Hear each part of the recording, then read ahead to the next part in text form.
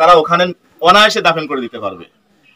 মূল ফ্যাক্ট হলো এই ডাটা আছে, সে হলো ইনাদের ভয় যে আমরা সিগনেচার দিলে আমাদের লাশকে আমরা আর দেখতে পারবো না, ওখানে ওনাদের ইচ্ছা মতো ওনার দাফন করে দিতে পারবে।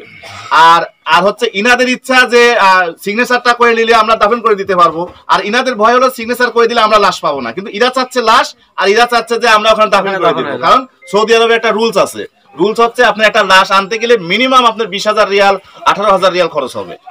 যে কোনো লাশ সৌদি আরব থেকে আনতে গেলে সে নিজে বহন করেন বা কোম্পানি বহন করুক বা কপিল বহন করুক, মিনিমাম আপনার 18 থেকে 20,000 রিয়াল খরচ হয়।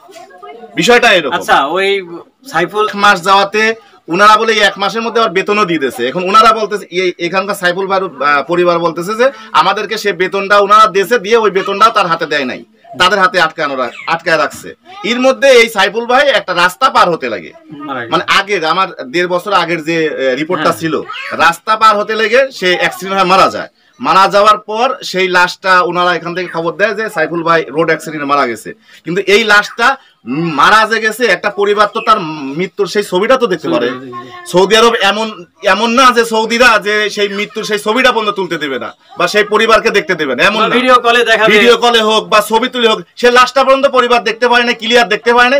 এমন একটা ছবি দেখানো আছে যেটা কোনো বোঝানো যাচ্ছে না, ফাঁকে থেকে কে না ওই যে আপনার যে ক্যামেরাগুলো থাকে না ইশারা, এই ধরনের ক্যামেরা কিছু একটা ফুটেজ ছিল, আমি নিজে বুঝতে পারি নাই যে এটা অ্যাক্সিডেন্ট হয়েছে না মানুষ বসে রয়েছে, অনেক আগের একটা ছবি।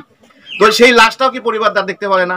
ওই দালালরা যারা ওখানে নিয়ে গেছে, তারা তো ওখানে তো ওরা আছে, স্থানীয় ইনারা তো ওখানে আছে, তাহলে ইরা কি ওই পরিবারের ওই লাশটা মারা গেছে ছবিটাও কি তাদেরকে দেখাতে পারে না? তাহলে কি আমাদের এই দালালরা তাকে আটকায় রাখে, তাদেরকে এখন পর্যন্ত টাকার দাবি করতেছে, মাঝে মধ্যে ওনারা এখনো বলে যে তাদের কাছ থেকে টাকা চায়। এই বিষয়গুলো আমরা ক্লিয়ার জানতে চাই যে ও মারা গেছে না জীবিত আছে, এইটা কেন এই দালালরা ওখান থেকে জানাচ্ছে না? কারণ দালালের লোক তো ওখানে আছে, তারা কেন ক্লিয়ার করতেছে না?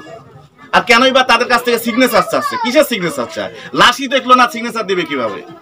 ওনার নাম কি, আপনার নাম কি? ক্লিয়ার না। হ্যাঁ বলেন।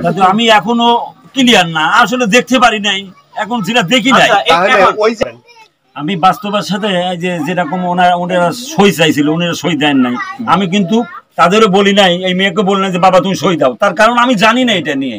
আমি জানি না যে আসলে সই দিলে কি হবে, না দিলে কি হবে। আমি যেটা জানি না সেটা আমি কেন বলতে যাব? আমাদের দেশে আমার সাথে কথা হয়েছিল ওই তো, ওই যে কাগজ পাঠা দিছে, এই কাগজে তো সই দেয় তাহলে রাজ যাবে, তাছাড়া আমরা রাজ দিতে পারবো না, এটুকু হয়েছে।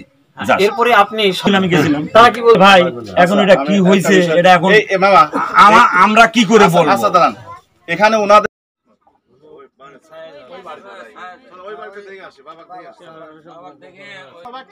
সমস্যা নাই, জিগান মামা মানুষ যে কি অবস্থা করতেছে এরা এলাকার মানুষ।